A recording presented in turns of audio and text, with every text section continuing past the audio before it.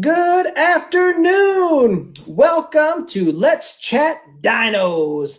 Every Thursday afternoon, we're bringing the Children's Museum to you with a series of Let's Chat shows with different topics like dinosaurs, space, and even sports. We have an extraordinary lineup planned for these Thursday afternoons, starting with today. Today, we're going to go back. We're going to go way back. We're going to go back in time, all the way to the Jurassic period with some of our dinosaur experts. You know, it's always fun to see where people are coming from, where they're viewing from. So go ahead and post in your comments where you're from. I'd like to see where you're all going to be from here. Let's see. Oh, all over Indiana, it looks like. You know, you get special bonus points if you're from Wyoming. We're going to be talking a little bit about Wyoming in just a little bit. Well, anyway, here's what we have in store for you today. First off, we're going to meet with our Dinosphere's lead interpreter and one of my favorite people. His name is Mookie Harris. He's going to show you how to make your very own dinosaur art. So get your art supplies ready. Woohoo! Then we're going to meet with our lead paleontologist, Dr. Jennifer Ane, and she's going to share what it's like to be on an actual dig site. And then we're going to send it over to Manchester, England, where we're going to meet with the scientist in residence, Professors Philip Manning and Dr. Victoria Edgerton. They're going to share some insights on what the environment was like during the Jurassic period. You know, you might even be wondering what we're doing talking about the Jurassic dinosaurs today. Well, it's all because of a not so tiny little thing we got going on called Mission Jurassic. Here, check it out.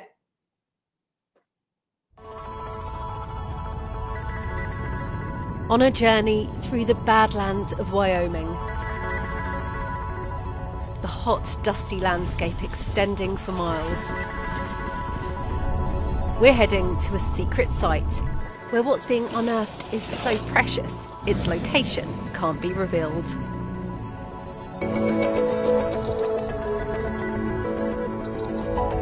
Emerging from this barren terrain, a dinosaur graveyard, where the bones of some of the biggest creatures ever to roam the earth are being discovered. The dig is called Mission Jurassic, and it's providing a glimpse into our prehistoric world. Where does this fit on this mass? Yeah, that's straight in here. See, that makes complete sense, because that's absolutely massive bone. And I think there's no doubt that what you're looking at here is, in fact, part of the pelvis. So you found the pelvis. Yeah, it's brilliant. That's amazing. What is fantastic about this site, there's multiple bones from at least a dozen individuals already poking out of the ground. And when you realise we've only just really scratched a corner of this square mile, there's going to be dozens, if not 100 plus dinosaurs lurking in the rocks of the Jurassic here. So this makes this a unique opportunity to explore what is an extraordinary site over the next 20 years. This dinosaur drowned in a flash flood and was then caught up in a log jam. The tree trunk it was crushed up against is still preserved millions of years later. These are just some of the amazing bones that are being discovered at this site. Right here you have an arm bone, next to it a giant shoulder blade, and then you can just begin to see the backbone starting to emerge. And standing here you really get a sense of the size of this creature. It's a type of sauropod which from nose to tail measured 30 metres long, and scientists think it might even be a species that's new to science. There are so many dinosaurs here. Excavating each bone is a painstaking process, so it takes people power, working in the intense heat. The challenge is to figure out which bone belongs to which of the big beasts they've found. It's the sediment they were buried in that's perfectly preserved them. Then the movement of the rocks has slowly pushed the bones to the surface. But how do you tell bone from rock? Try licking it. Okay. Quite sticky. Yeah. Yeah. It's So sticking. because it's porous and it's sucking onto your tongue. So that's- And rock doesn't do that, but bone does. The scientists are working with rocks that are 150 million years old from the Jurassic period, a golden age when dinosaurs exploded in shape and size. Some would become truly massive. Every discovery here is revealing more about how they lived. Every single time we find a new dinosaur, that adds to the sample that we already have And once we have a big enough sample size, we can do really interesting studies like understand how they walked or understand why they got so big. And we can't do that if we just have one or two. We need loads of them. So every single dinosaur that we find contributes a little piece more to our understanding of dinosaur biology. The dig is like going back in time. A meat-eating Allosaurus has been found here, and herds of plant-eating Diplodocus also grazed on this landscape. Before that, there was a vast inland sea. Marine reptiles called ichthyosaurs were abundant in these waters. Paleobotanists are also sifting through the sandstone. Victoria Edgerton is hoping to solve a long-standing mystery. What I'm interested in are the plants. The plants are completely different than what we see around us today. In fact, these dinosaurs were eating things that we would consider to be very nutritionally poor, things like conifers, ferns, and cycads. And we would love to be able to understand how they ate this food and still got to be to the enormous sizes that we find them. The scientists are protecting the fragile bones with layers of plaster. It's vital to keep them safe. The bones are then removed from the site so they can be analysed in the lab. The work here has just begun. The dig's expected to last 20 years. But the team says the efforts will be worth it to unlock the secrets of our Jurassic past.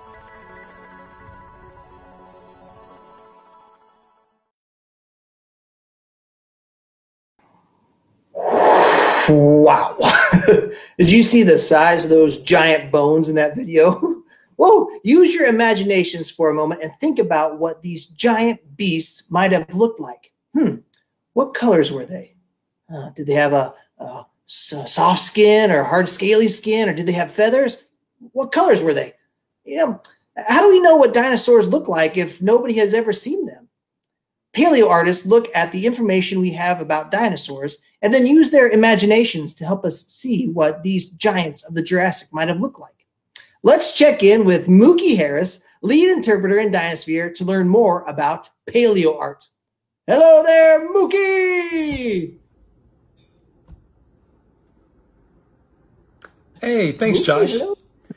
So, as Josh mentioned, I am at home working on paleo art. And this is a tough thing to do, considering that I don't have any fossils around here. At the museum, I'm surrounded by really cool fossil skeletons. But here, I at least have a skeletal drawing. And this is a dinosaur that's not on display, mounted like this, articulated, in the museum yet. But it's a dinosaur that's being worked on in the Paleo Prep Lab. This is Diplodocus, or Diplodocus, as some may say. Now, Diplodocus is one of the long-necked sauropod dinosaurs. All those dinosaurs are called sauropods, whether it's Apatosaurus, Brachiosaurus, Diplodocus, Camarasaurus, Brontosaurus, those Allosaurus crashing out of the building at the museum. Diplodocus was about 80 feet long. We know that from looking at the bones. When people put them all together, and we know how they went together because animal bones pretty much all go together in pretty much the same way. A femur is a femur, vertebrae are vertebrae, things like that. When they look at things like this, they try to sometimes use what's known about those dinosaur fossils and what's known about modern animals and create paleo art. Now this right here is paleo art because, well, somebody drew that picture of a bunch of bones together. But what I'm going to try to do is put a piece of paper over this and draw the outside of the dinosaur. So I don't want to draw just another picture of the bones. I could trace those, but honestly, I could just run this through a copier if I wanted a second picture of a skeleton. What I want is the outside of the dinosaur. And to do that, I'm putting this piece of paper right here, and you can see the skeleton through there. There's the head, the neck, the body, the tail, and the legs. And what I do is I sketch along the neck and the backbones like that. I know that the bones would be fairly close to the skin. Like when we feel our necks and our backs, or any other animal. If you've got a dog or a cat and you pet them, you can feel their spine right there. The spine wouldn't be too far under the skin. And the other side, with that big neck, they'd have to have a big space to eat and a lot of muscle and tendon to hold it up. So I'm going to make sure that I draw that neck thick. Same with those legs. And that body, this is a herbivore, so it's probably going to be thick too. Check back with me in a little bit. I'll see what I can accomplish. Wow, that's looking great, Mookie. We will check back in with you on your progress. We hope you're making your own paleo art too. When you get a chance, share a picture of your dino creation in the comments. You know, there are finding some amazing dinosaur bones out in Wyoming, and they're helping scientists understand what Jurassic dinosaurs might have looked like and how they might have lived. You know, speaking of looking for dinosaurs, I bet you have some amazing dinosaurs at home. So why don't you take a minute, stop what you're doing, and go find your favorite dinosaur item, and then show it to us in the comments. My favorite dinosaur item that I have in my house is actually behind me right here. This is something I found in an antique shop. It's from Life magazine that came out in 1953. There's a big spread about ancient life.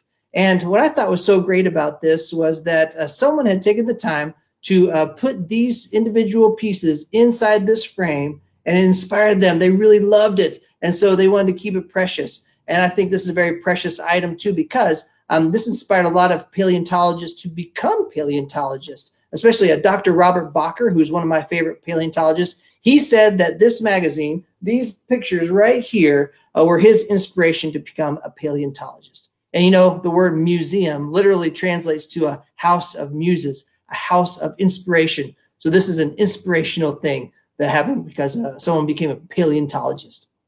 All right, it looks like you have all found some really cool objects. Thank you so much for sharing, and keep those items coming. And finding those items was probably pretty easy. You knew probably exactly where those were. But check out some of these pictures from our Mission Jurassic dig site.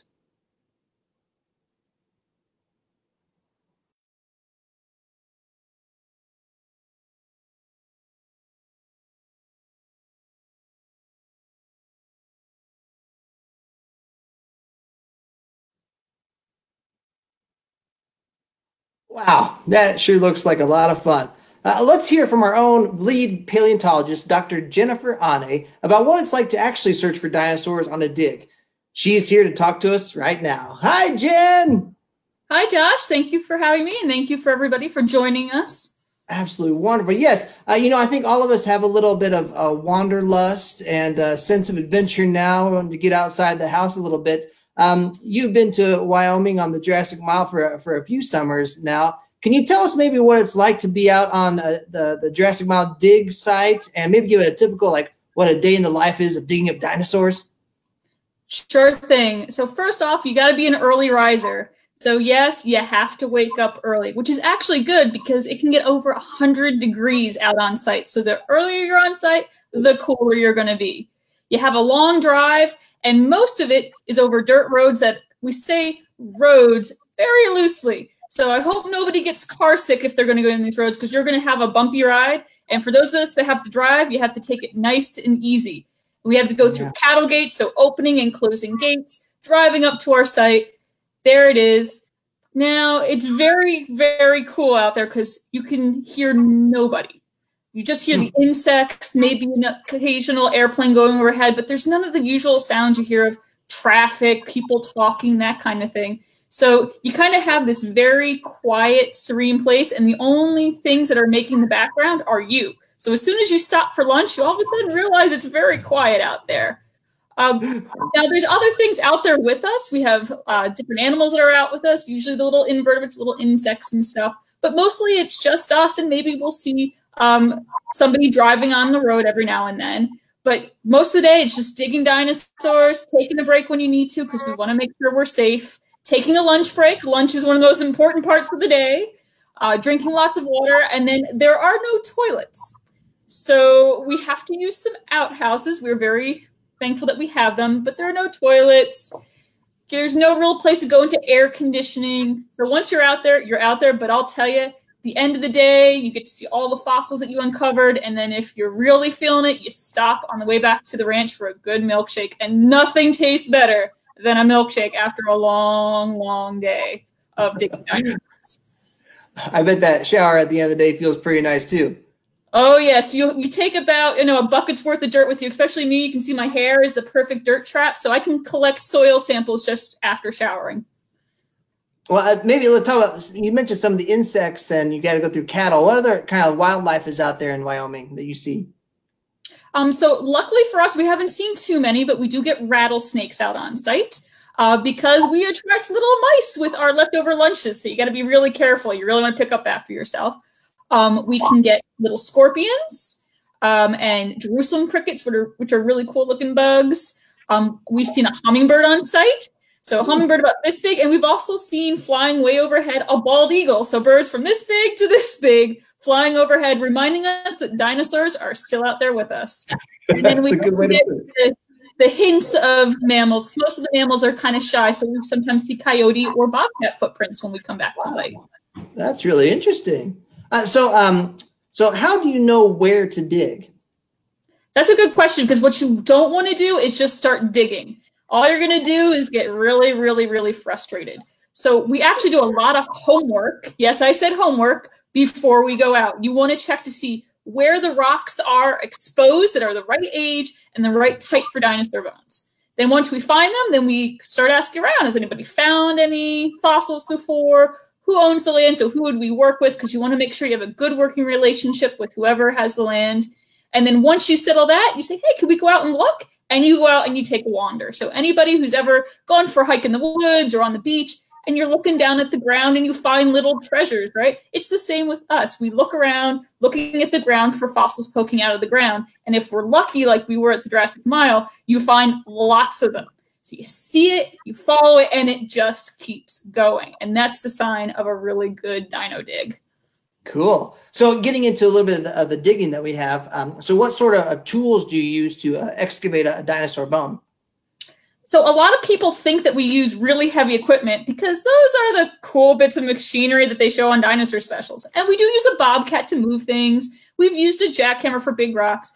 But there's a problem with those things. They're big. They can damage fossils. So actually, a lot of times, it's hand tools. If anybody who's watching right now has seen us at the lab, it's a lot of the tools we use there. Dental picks, X-Acto blades, brushes, hammer and chisel. I have hammered my finger before in the name of science. But it's a lot of those smaller tools because we don't want to damage those fossils. You just uncovered something that's 150 million years old. The last thing you want to do is go through it with a jackhammer. So we use those kind of tools to carefully excavate around the fossils. And then the other important tools that we have are to protect ourselves. So actually, Josh, you have a nice example of something we can use to protect ourselves. And that is a nice wide-brimmed hat. You and I are both pale people. We sunburn easily. You don't want that. For extra protection, I can use a bandana to cover my neck. And then this is probably the most important thing, a water bottle. Oh. Lots and lots of water. You will not believe how much water you drink out there, but it's a lot. So this is probably the most important piece of equipment that we use out there. Wow, cool. You mentioned maybe damaging a fossil. Do you use any type of glue out there when you're working on dinosaurs? We do use different kinds of glues. They're mostly a special kind of super glue. So it's a super glue that we can use for rock on rock, which is what dinosaur bone is. And it's a different thickness depending on what we want it to do. So if you've broken a piece and you need to stick it back together, then it's a thicker glue. So almost like the consistency of your Elmer's glue. If it's something that starts looking like it's crumbling and you don't want it to break, you use a thinner glue and it soaks into the bone, and hopefully that'll prevent it from breaking in the first place, which is even better.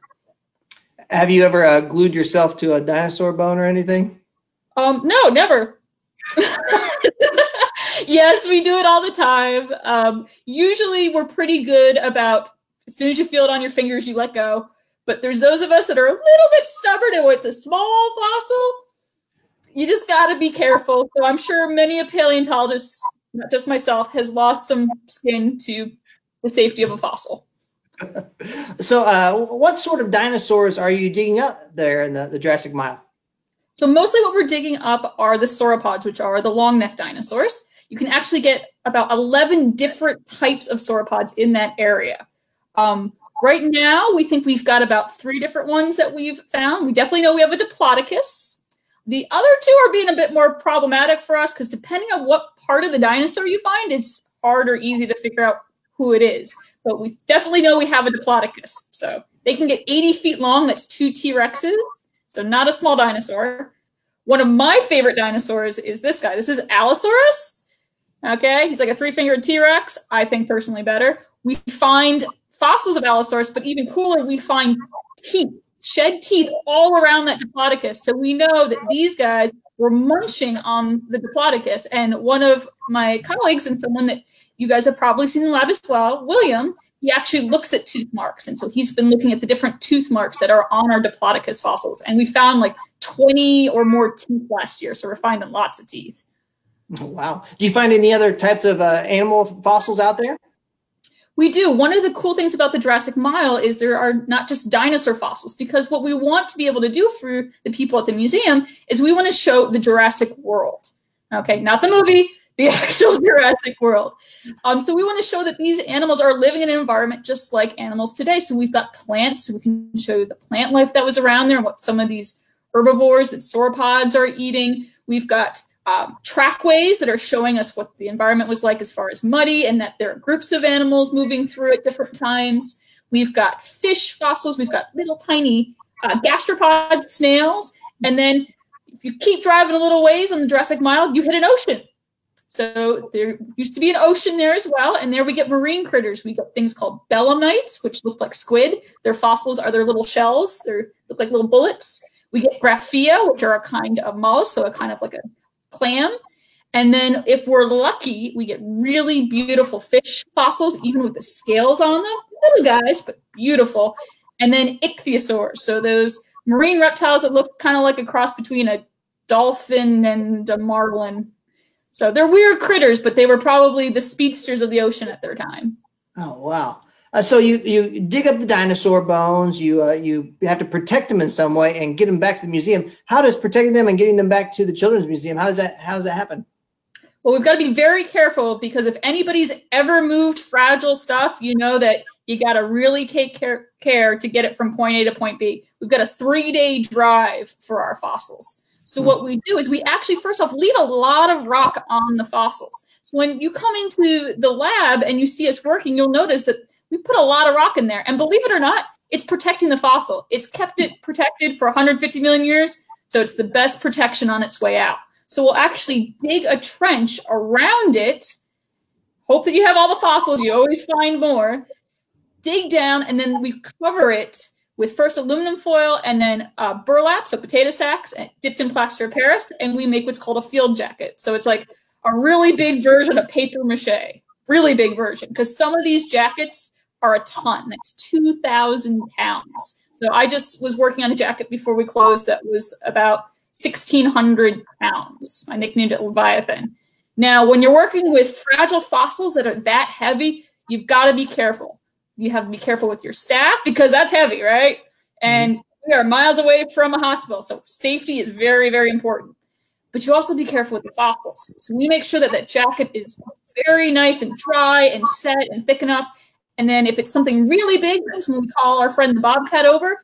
And this is where you cross fingers, toes, all appendages, and you hope because you have to flip it over. And if you've done your job right, which we're always very careful, so far so good. Again, I'm going to cross all my digits. Then flip it over. There's just rock. There's no fossil exposed. You want that little bit of rock. You do the same thing on the bottom. You let it dry. And then this is another important thing. You make notes. No matter what you think, you're going to forget stuff. So what notes do we make? We make notes of where we found it, what bones are in there, when we found it. And that's going to be very important because when we get back to the lab, I've now got to saw into this jacket. And I don't want to saw into a fossil. You can't fix that. So if I have all of those notes, I know, okay, this is the shape of the bones. This is where they are. This is where there's no bones. It makes it a lot easier for me and my team when we're preparing them to know how to safely open the jacket. So you've got to be really careful to take all those notes during the whole time. Wow. You know, Dr. Jen, not a lot of us are going to have an opportunity to go out and dig for dinosaurs. Maybe you can talk a little about what your favorite part about being on a dig is, and maybe something that you wish everyone could experience of digging up dinosaurs. Well, I think my favorite part of a dinosaur dig is finding something new. My personal favorite is what we call prospecting. That's when you're going around finding things. And I've always liked to find things. I was that kid who loved finding things on the beach. So going out to an area that for me is much different than what I'm used to, and just walking around and finding something, picking up a tooth, a shard of bone, something that maybe no living thing has seen for 150 million years, and to just be able to find that and show other people and maybe bring back my discovery and share how excited I was to find that and this new find to people here in Indianapolis is my favorite part. I just love walking around finding things. And when it's a dinosaur, it's so cool. I can imagine. Well, I want to thank you so much, Dr. Jennifer Ane, for speaking with us today. I am excited. I really want to go out there and dig, and I hope that you get to go out and dig this summer too. So do I. I'm counting down the days. All right. Thanks so much. Wow, the Jurassic Mile sure looks amazing.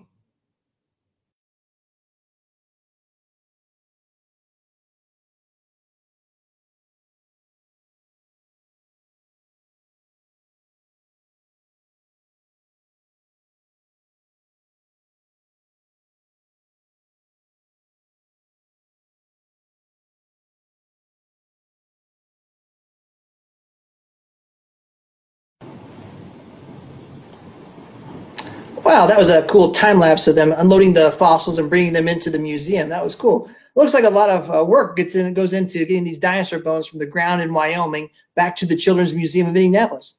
And now they're on their way to the R.B. Annis Jurassic Paleo Lab. And our scientists will be able to study and analyze these amazing fossils so we can learn more about what these dinosaurs were like. Let's check in with Mookie now to see how his paleo art is coming along. Don't forget to share your dinosaur artwork in the comments. How's your paleo? Hey, so thanks for checking back in. I've got the basic shape, the outline of my Diplodocus. I was able to look at the bones and tell it would have been a big-bodied dinosaur, really thick right in here, and it would need a big long tail to counterbalance that neck and even that small head. But now I want to finish it up. I want to add whatever I think the skin would have looked like, the color, any shading or pattern differentiation, any of that. And I want to put it in a landscape. This thing wouldn't have just lived in outer space. It needed land to walk on. And so I'm going to try to add in a bit of an environment for it to work on. And this was a living animal in its own ecosystem. And so I want to represent that too. That's part of paleo art. So check back with me in a moment. Let's see what I can do. It's a lot of work to do in a very small time, but I think I might be able to finish it up. See you in a moment. Looking good, Mookie. Yeah, see you. Thanks for all your hard work, Mook. Jurassic dinosaurs lived in a world that was much different than the world we live in today. But how different was it? Professor Phil Manning and Dr. Victoria Edgerton are here to show you what scientists think the Jurassic world was really like. Hello, Phil, and hello, Victoria. Thanks, Josh. Welcome to the United Kingdom on a beautiful sunny day. I'm Dr. Victoria Edgerton, scientist in residence at the Children's Museum of Indianapolis and the University of Manchester. And I'm Professor Phil Manning from the University of Manchester, but also a scientist in residence at the Children's Museum. And we're here to talk to you about the environments that the dinosaurs lived in. Now, the rocks on which we're stood on, though, believe it or not, are even older than the age of the dinosaurs. In fact, the rocks on which Victoria and I are currently perched are over 300 million years old. If we have to get to the age of the dinosaurs and to the particular point in the Jurassic where we're working, we have to wind it forward to about 150 million years ago. The Jurassic period was a completely different environment and different time. And when you look around, all you see is grass and maybe some flowering trees behind me. These were not around 150 million years ago. The world looked completely different. It even had a completely different geography. You might recognize North America and South America and Europe on a map today. That map was completely wrong because it hasn't yet evolved on the Earth's surface 150 million years ago. We're looking at a very, very different planet. And because of the different shapes of continents and seas, it was a very, very different climate. So imagine that, the dinosaurs had to put up not only with no grass and none of the plants we see today, a completely different geography and climate. We'd be very lost. Indeed we would. In fact, when we're talking about the plants that were around 150 million years ago, we're dealing with things like pine trees or similar to them, and also things like ferns. But you wouldn't have had any fruits or veg at all. If you want to eat some of these next time you're having lunch or dinner, don't. They really are horrible. In fact, they're really hard to digest. I can't imagine how hard it was for some of the plant-eating dinosaurs to chow down on this material and get any goodness from it, to be quite honest. But they did manage to chow down, and really, plants like this allowed them to get to be enormous. In fact, some of the largest animals ever to walk on Earth. But there were big toothy dinosaurs around that time, which also ate plants, albeit indirectly. They were meat eaters, but they would get the plants so important to their diet by eating the plant eaters. Unlucky for the plant eaters, but lucky for the predators, because that meant they had a very nicely balanced diet. We know about the predators from the Mission Jurassic site because we have bones from Allosaurus fragilis and some giant footprints as well. The beautiful thing about a site like the Mission Jurassic site is we get to see the plants, the rocks, the fossils of the dinosaurs and the animals around the dinosaurs, from fish to amphibians. We get a much better idea of the Jurassic world, and that is what we aim to reconstruct during the Mission Jurassic project. So with that, it's back to you in Indianapolis, Josh. See you soon. All right, I hope to see you guys soon too. You know, I think Mookie is close to having his paleo art complete. How about you? How are you doing? Share your artwork in the comments. We'd love to see it. All right, it looks like you're almost done, Mookie.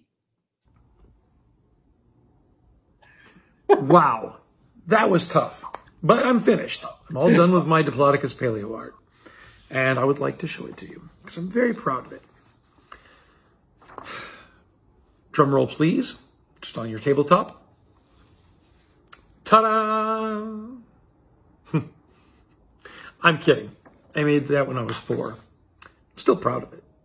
But I wasn't using fossils as a guide. I was just trying to come up with what a long-necked sauropod looked like off the top of my head. Using fossils today, here's my real Diplodocus paleo art. Now, I wouldn't have been able to do that if it hadn't been for that. By looking at the fossils and studying that evidence, I was able to make this paleo art.